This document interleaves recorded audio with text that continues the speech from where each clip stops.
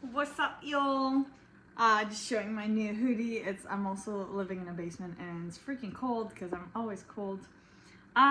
Today I wanted to do another little video. I'm unpacking my groceries and I was like, why not unpack it and talk about nutrition a little bit, because that's what I get most of my questions. So let's talk macros a little bit. Right now I actually made a mistake in the previous video. I'm at 1365, so I eat 170 grams of protein. I eat 70 grams actually this week of carbs and 45 grams of fat. Again, this is a bodybuilding diet. This is 8 weeks out of a competition show. I would not recommend this to anybody that's trying to lose weight. You can definitely reduce your calorie intake, but going to 1300 or that little amount, depending on your body type, it could be too much. I lost my period. I'm also not really sleeping well at the moment, which could be correlated with nutrition and the calorie intake, right? So what I do is I prep every 6 days. So I'll buy groceries every 6 days, which is maybe a little bit more than if you buy every week, because you end up going to the grocery more often. But in the end, when I buy everything, I know that I've splitted the amount in between those 6 days. So I can kind of mix and match whatever I want. So let's say I know that I log everything in my Fitness Pal. So I scan the QR code, or I scan the little code on the package, and that's for 227 grams. So if I buy 4 package of those, there's another one somewhere. If I buy 4 package of those and I split between 6 days, it's gonna give me an amount of grams. And now I know that I have those macros for the mushroom, let's say. So that's already calculated for me because I've done it. I'm doing the same recipe from last week. So today I actually did groceries in like literally 15 minutes, which usually it takes me about an hour. But since I'm eating exactly the same thing as last week, I know I needed 4 pack of these. I needed 3 pack of the aragulas, 2 of the Greek yogurt, and on and on and on, right? So I just went to the groceries, grabbed what I needed, and it really simplifies the meal prep. So if you're looking into meal prepping, but it seems intimidating for you, maybe mastering those recipes and just doing the same recipes again and again for a couple of weeks at a time, yeah, you're eating less diversified, but if you're making sure that every recipe is actually full of vegetables and fruits, then you can just do the same ones every week and maybe swap one vegetable for another, just to spice it up and get more diverse vitamins.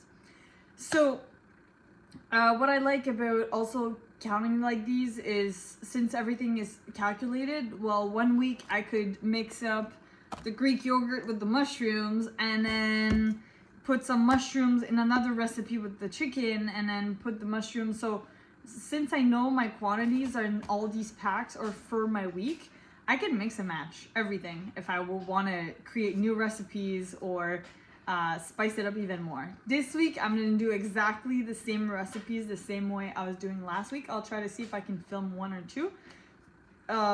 But it's going to be essentially the same thing because I really like the way I felt in my body.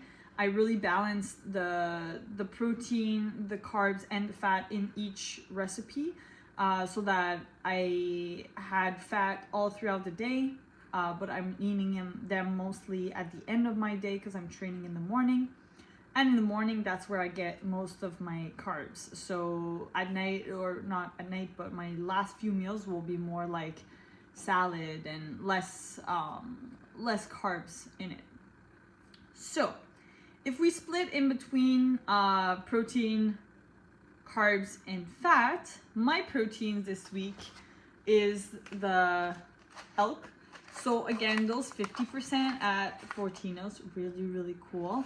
But they have, I'm sure there's other grocery stores that do 50%, or even Fortinos, I noticed like in the fruits and vegetables section, they have a selection of fruits or vegetables that are about to go bad. So I saw asparagus in there this week. I saw like a bunch of good stuff. So if you go to a grocery store that kind of gets rid of that excess, you can save a lot of money. So these were 50% off.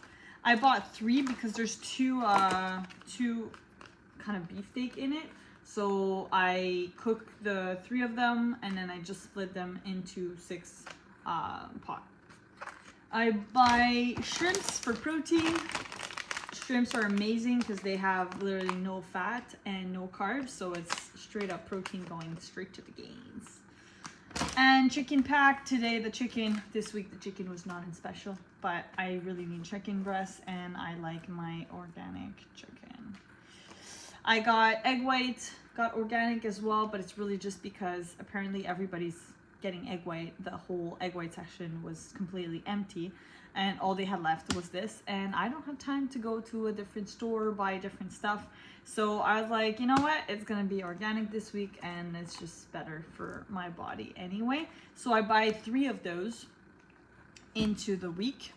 And finally for protein, we have Greek yogurt. This is the only kind of transformed food that I have. I buy, okay, this is, obviously you don't need to buy the grass-fed, it's just, again, it wasn't special this week. But they have live bacteria in it, so active bacterial culture. And I strongly suggest that you look at that when you buy your Greek yogurt, because a lot of them, like, they don't necessarily have like good bacteria added, or it's just like the milk protein, or sometimes they even add stuff in it, right? So always looking at the ingredients. If you're looking at this one, is pasteurized grass-fed skim milk and active bacterial culture. It can't get better than that. There's 2 ingredients in this yogurt, and I'm putting this in my muffins. I'm putting this in my egg muffins I'm gonna make, but I'm also mixing this with beef protein powder. Tastes amazing. So last but not least, the eggs. This week I bought some duck eggs again because they were in special, but obviously they're a little more fatty than regular eggs, so I do count that in my macros as well, but it's good fat, so I'm eating those. So I have 2 packs of those. So this is my protein for the week. So I'm cooking all of this, and with a little bit of half a scoop of protein powder per day. I'm not putting it here, but that's essentially what I'm cooking, and then I'm just splitting it in 6 portions.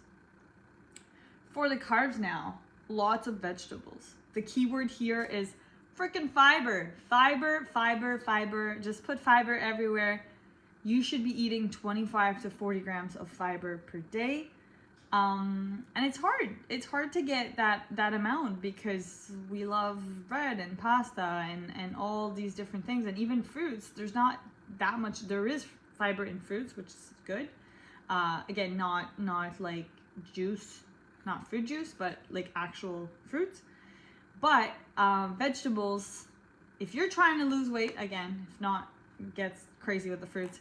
But if you're trying to lose weight and you want to just eat healthy, definitely get some vegetables in. So 4 of these little mushroom pack. I have 3 of those baby arugula that I split in 6. So I'm eating half a pack a day. I have some avocados here. So I already know I buy the same bag every week. So I already know the weight of those avocados because of their size is so consistent. So I know that if I cut those 4 and I put them all throughout my recipes, it's about 55 grams a day. So that's already logged in, which is amazing. Then I have 2 cauliflower, because cauliflower is full of fiber. So hopefully I can get to eat the 2 because my carbs might go down this week.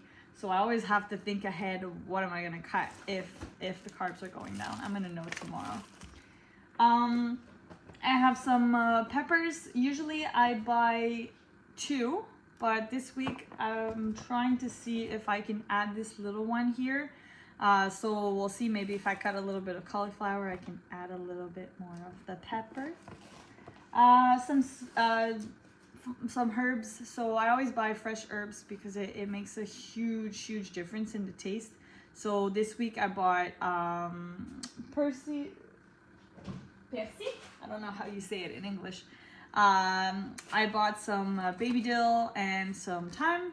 So that's just to spice up my recipes a little bit. It's not spicy, but if I add that to my egg muffins, egg and dill, super good together. It's just better. It's just better. Just more herbs, more fragrance. I use the thyme a lot to cook my chicken, so I'll just throw a bunch of thyme there thanks to Gordon Ramsay's secret that I'm trying to learn. Then I have 2 of those spinach things. So again, it's already calculated. I buy the same spinach thing every week.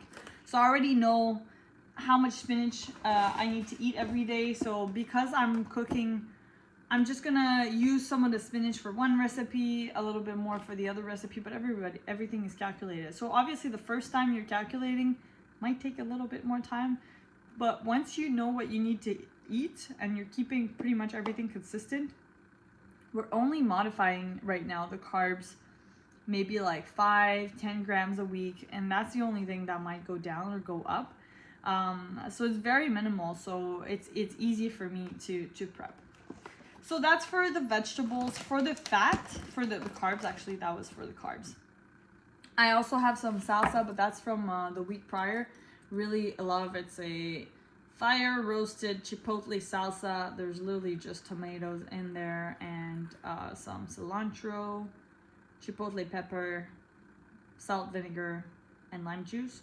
So I have the nutritional value. I just scanned the code with my FitnessPal, and I was able to I use half of the thing to make my muffins as well. So my egg muffins. So I'm gonna use the other half this week. So there are some stuff that I reuse from week to week. For the fat content, I'm pretty much just using this week. So the rest is the fat from the meat, fat from the duck, a little bit the fat from the cooking oil, but then this beauty is amazing. So nut butter really makes me happy. I drizzle it, I calculate it 2 tablespoons a day, and I drizzle it on my egg white bites, and it's amazing. So if you have the chance to include that in your diet, you could eat actual nuts, but I really like the nut butter. And final but not least, fermented food. Fermented food is, the more you hear about it, about gut health, there's a super good, I think it's called The Gut Health on Netflix. They have a really good documentary on it. Masterclass has something about it as well, but any Huberman talks about it as well. But if you want to be healthy, to have a healthy gut, to feel great, to be happy, fermented food, just add a little bit every single day. Amazing. So what I like to do is adding some kimchi. So that, again, the thing is huge. It's huge. So I only add 30 grams per meal. So this is lasting me a pretty long time. I have sauerkraut. This I use the whole jar every single week. So this is becoming my weekly buy actually. I like the dill and garlic, but there's literally just cabbage, garlic, dillweed, and sea salt. So I add that on top of my chicken. Super good, and it's fermented. So be careful if it's not in the fridge. And that I got caught up the other week. I went to another grocery store and I was like, look at this, I'm saving so much money. I'm buying my sauerkraut right on the counter, and yeah, there's no live bacteria in it. So it's basically useless. Like, you're eating cabbage, yeah, but you're not getting the fermentation from it. So make sure your fermented food are in the fridge, okay? If not, there's no life culture in it. And make sure, like, this one said gut on it, so I was like, it must be good for the gut, but it's probably marketing. But I mean, it does work. And last but not least, I did show it in another video. This is a coconut kefir. You could buy pretty much any kefir. It's just this adds a little bit of fat as well for my day. So I really like the taste of it, and it's only 2 tablespoons that I get a day. But it's made in Toronto, Canada. It's local, supporting local produce. So yeah, that's pretty much it for my week for unpacking my groceries. I will try to put maybe a recipe or two, but this is pretty much what I'm eating in the whole week, which is pretty good for 1365 calories. So happy cooking and have a good week.